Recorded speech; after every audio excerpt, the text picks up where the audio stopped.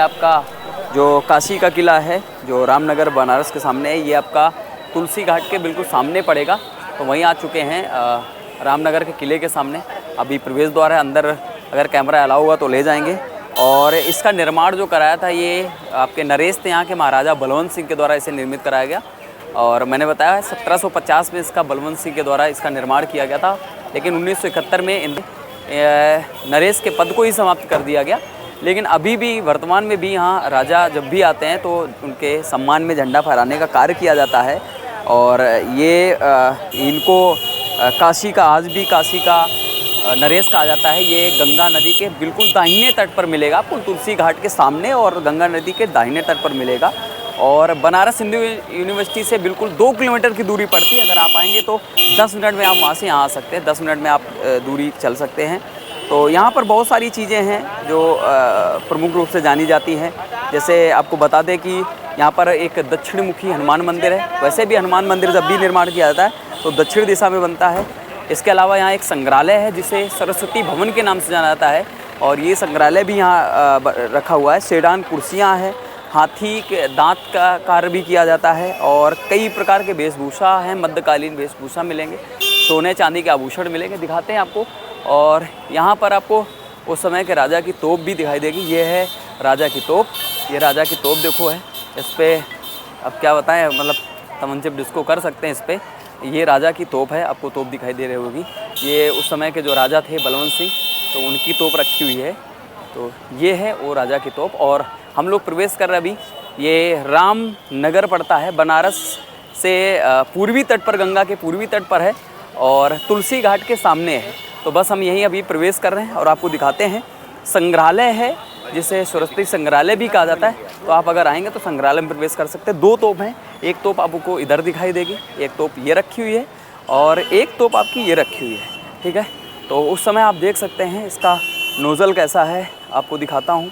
ये तोप है और इसमें गोला डाला जाता होगा, और इसमें गोला डाल करके देख सकते हैं कि छोटे छोटे दाग भी आए हैं। जब चलाई जाती होगी तो यहाँ दाग भी आए हुए हैं। तो ये आपकी दिखाई दे रही, ठीक है। और ये पहिए हैं जिसके माध्यम से इसे चलाया जाता था। राजा महाराजा लोग इसका प्रयोग करते थे, मतलब राजा महाराजा जो भी थे।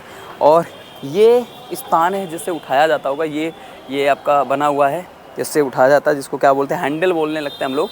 कुंडा है ना, हमारी भाषा में, कनपुरिया भाषा में कुंडा है। ये हथनी है जिसको पकड़ के, और ये है जिससे इसको घुमाया जाता होगा। ये आपको दिखाई दे रहा होगा।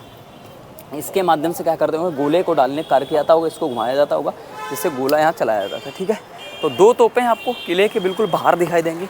एक तोप आपको ये दिखाई देगी दाहिने साइड पे, और एक तुम्हारी बाएं साइड। अभी हम लोग अंदर प्रवेश कर रहे हैं कि देखें अलाउड है कि नहीं है। तो सिक्योरिटी लगी हुई है यहाँ पर और सब अलाउड। तो अभी हम लोग ले चल रहे हैं आपको। तो ये है आपका इधर का संरक्षण का कार्य नहीं, तो इस वजह से ये बिल्डिंग धीरे धीरे टूट रही हैं और यहाँ लोग रहते हैं। देखो ये आई तो गाड़ी यहाँ प्रवेश कर रही है, तो यहाँ पर कुछ लोग रह रहे हैं। और इधर का धीरे धीरे ध्वस्त होता जा रहा है ढांचा, क्योंकि संरक्षण नहीं है तो इसलिए ध्वस्त हो रहा है। और अभी यहाँ संग्रहालय है, पुस्तकालय है, सरस्वती पुस्तकालय के नाम से जाना जाता है, वो भी आपको दिखाएंगे अगर अंदर जाने दे रहे हैं। तो संग्रहालय पुस्तकालय दिखा रहे हैं। और यहाँ पर अभी तोप और ये नोज़ल ये सब रखा हुआ है, पूरा का पूरा ये सब आपको दिख रहा होगा। ये रखी हुई हैं यहाँ पर तोपें, 3 तोपें, 2 तोपें मतलब चलने वाली हैं, एक उठाकर ले जाते होंगे और 2 बाहर रखी हुई दिख रही हैं। इसके अतिरिक्त और भी बहुत सारी एंशिएंट टाइम की वस्तुएं दिख रही होंगी। और ये उस समय काल में राजा महाराजाओं के यहाँ द्वार पर तुलसी या कोई भी पेड़ इस तरह की वस्तु को लगाने के लिए स्थान था। इसमें तुलसी लगाते होंगे ये लोग। तो बड़ा अच्छा बना रखा है, बड़ा मजबूत है। और 2 दिख रहे हैं, एक इधर है और एक आपको दूसरे द्वार पे दिख जाएगा। 2 बने हुए हैं, एक आपको इस द्वार पे दिख जाएगा, ये 2। तो 2 ये द्वार पे हैं। इसके अतिरिक्त आपको दिखाते हैं कुछ प्राचीन काल की कुछ और भी वस्तुएं हैं। तो प्राचीन काल की वस्तुओं में एक ये जनरेटर दिख रहा है, मतलब अलग तरह का जनरेटर है। आपको ज़्यादा पास तो हम नहीं ले जा सकते क्योंकि बार बार पुलिस टोक रही है, मना कर रही है। कैमरा अलाउड नहीं, लेकिन हम कोशिश कर रहे हैं आपको दिखा सके।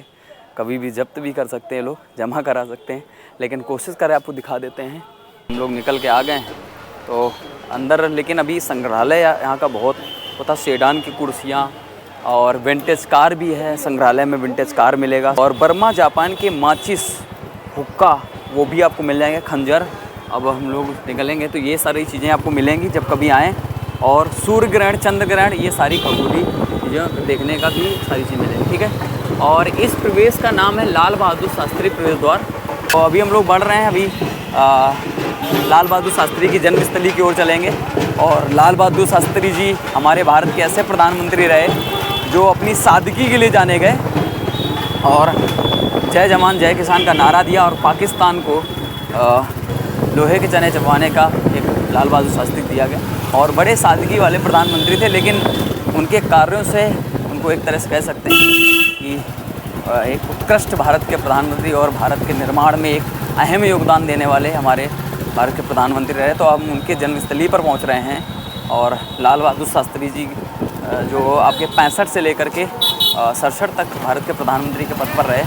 और जवाहरलाल नेहरू जी 2 बार बने और उनकी मृत्यु के बाद फिर गुलजारी लाल नंदा जी बने और फिर आपके कौन बने, तो लाल बहादुर शास्त्री जी भारत के तीसरे। गुलजारी लाल नंदा वैसे दूसरे बनेंगे क्योंकि गुलजारी लाल नंदा आपके एक कार्यवाहक प्रधानमंत्री के पद पर कार्य किए थे। तो 2 लोग है ना। तो अभी हम लोग जा रहे हैं। शास्त्री जी का कहाँ पे पड़ेगा? शास्त्री जी का